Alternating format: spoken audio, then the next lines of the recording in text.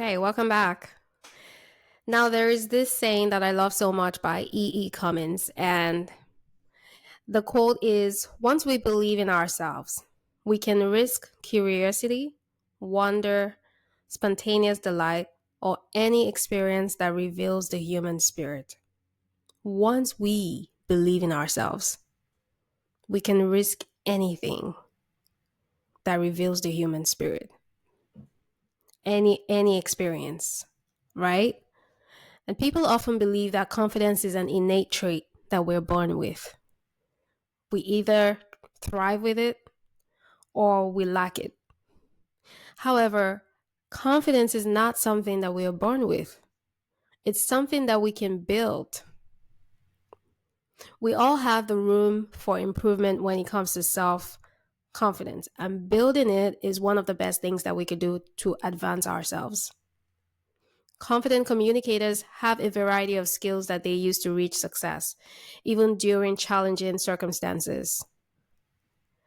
Developing these skills will substantially improve your personal and professional lives in so many ways.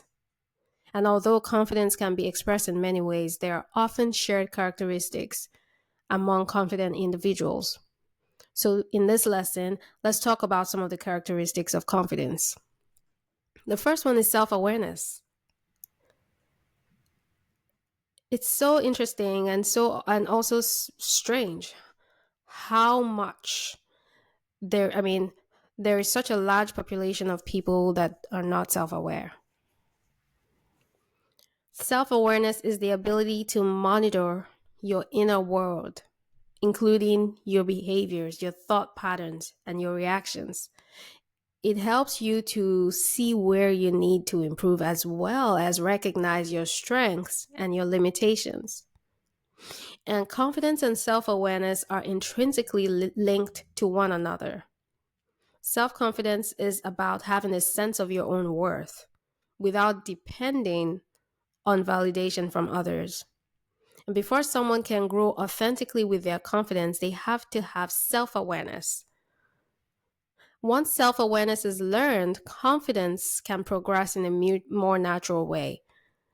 So it's important to be aware of what's happening in your inner world, what's happening within you, in order to understand where to focus your energy.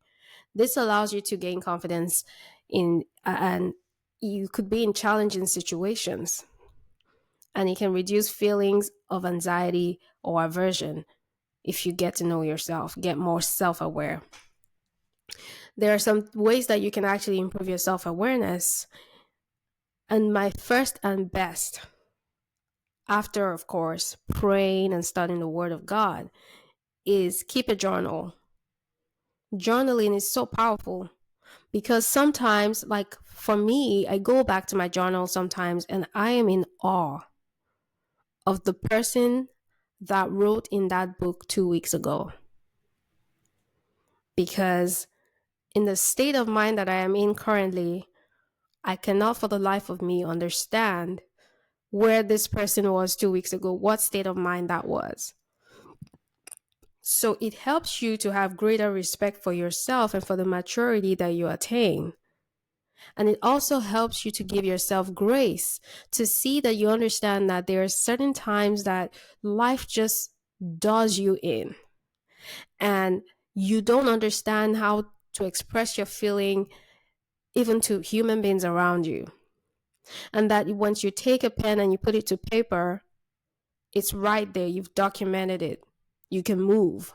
But then when you come back, it gives you greater respect for what you've had to go through as a human being. The emotions that you've had to walk through in certain seasons of your life. So keep a journal. Also learn to identify personal triggers. Learn to identify your personal values. Reflect on certain behaviors that you have imbibed. Excuse me. Also, you can ask yourself questions. For example, what can I do differently next time? Or what should I continue doing? And another important thing is to keep an open mind. Keep an open mind. Okay? So now, when it comes to being responsible, that is a trait of a confident person. That's a confidence characteristic. A highly valuable trait of that of a confident person is responsibility. This is someone that can take accountability for their actions any day, anytime. Doesn't matter how bad it is. Although we cannot always control when things go wrong, we do have control over how we choose to respond to them. And when mistakes are made, confident people do not make excuses. Rather, they own the responsibility for their decisions and their behaviors. And confidence does not mean hiding your weaknesses, but it instead admitting that your weaknesses do exist and learning how to overcome the flaws. And success does come from personal responsibility. Success comes from personal responsibility. An important part of accepting responsibility is to search for solutions. And this does not include placing blame on other people or situations. It's a chance for growth and development to further progress within your business, your brand, your life, your relationships. Personal responsibility, it will not only help you feel confident, but it will project that confidence to other people as well. Okay, so now let's talk about another characteristic of a confident person, and that's optimism. Optimism is so huge, especially for me. For me, I don't know about other people, but I'm so drawn to optimistic people. Some people say, please keep optimistic people out of my way. I just want realists because it's hard to feel like you can relate to someone who's always optimistic. But boy, oh boy, give me optimism every day. I will choose optimism every day over realism. Because nothing can actually trump reality. And sometimes reality can be devastating. It is devastating for a lot of people. So someone who is full of faith, I think that's the best way for me to put it. Give me someone who's full of faith any day, anytime, over someone who is more about realistic experiences, realistic, everything is, we have to be real. We have to be, no, I believe in faith. I believe that things, no matter how terrible they look, can bring out great results. So give me optimism any day. Confident people are optimistic about new situations, challenges. They're optimistic about the future. And optimism is about having a positive and constructive outlook. That's it. It shapes your life experiences with a lens of positivity that encourages people to take action despite an unexpected outcome. And optimism builds a strong foundation for confidence. Confident people share their optimism and are motivated by their own abilities. Since they have likely found previous success through accomplishments, they'll be motivated to seek these accomplishments again. Confident and optimistic individuals recognize that they will continue to grow with their skills and abilities when they challenge new opportunities with positivity. And optimists tend to either recognize what is in or out of their control. They tend to share their creativity with others. They tend to smile a lot more. They tend to review their accomplishments. They tend to challenge negative thoughts. They do so many other things. So please choose optimism if you have a choice. Okay, another interesting characteristic is courage. Courage and confidence are strongly linked to one another because without courage, confidence may not be developed. Every person can benefit from practicing courage-based confidence. And this involves accepting hard truths, acknowledging your emotions, and moving beyond fear. Courageous people believe in themselves, they believe in their capabilities, they believe in their values, they remain brave when faced with difficulties or challenges. And they tend to be less fearful because they recognize and believe in their own abilities. While confidence is kind of feeling of self-belief, it's a feeling of self-belief. Courage, on the other hand, is a choice of acting on those beliefs. And once our confidence is boosted from acting on courage, we can continue to do courageous things. Another great characteristic of a confident person is humility. And while it may seem contradicting, confident people tend to be the humblest people in the room.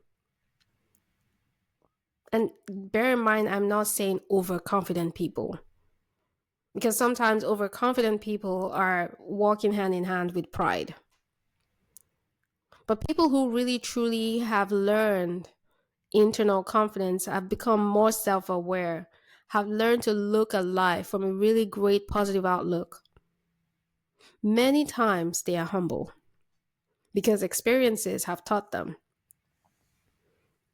They've learned so much. Humility is about viewing yourself as well as your accomplishments in a modest manner. Have you ever been in the room with I laugh because yeah, I'm not going to use myself as an example. But you've been in the room with people who just came with a very lighthearted countenance and you guys had such a good time and you laughed and you played and you talked about so many things and you had dinner and you didn't know that they were the CEO of a Fortune 500 company. Have you ever been in a room like that? Have you ever had an experience like that? I have. And I've also had someone, after meeting and laughing and talking and gisting and really having such a great time, I've had them get shocked by my accomplishments and how, oh, you don't portray that, you don't look that, and you don't even try to force it. Because at the end of the day, what we must understand about life is everything we have is a gift. And there is nothing we have that we truly deserve. It was just a blessing. There is nothing that we have that we truly deserve. If we have it, it was because God just chose to bless us. We didn't do anything to deserve it. And one of the ways that, I constantly remind myself this is think about some of the people who have died, who have lost their lives. Think about some of the good things you heard about them, maybe at their eulogy, at their funeral, different eulogies that came from different people. I usually tend to compare my life to people like that because I'm thinking, wow, if this person had that much impact in such a short time and they were such good people, why did they have to die? So you realize that you're not better than anybody else. And everybody has a race that they're running. And life is not all about achievements.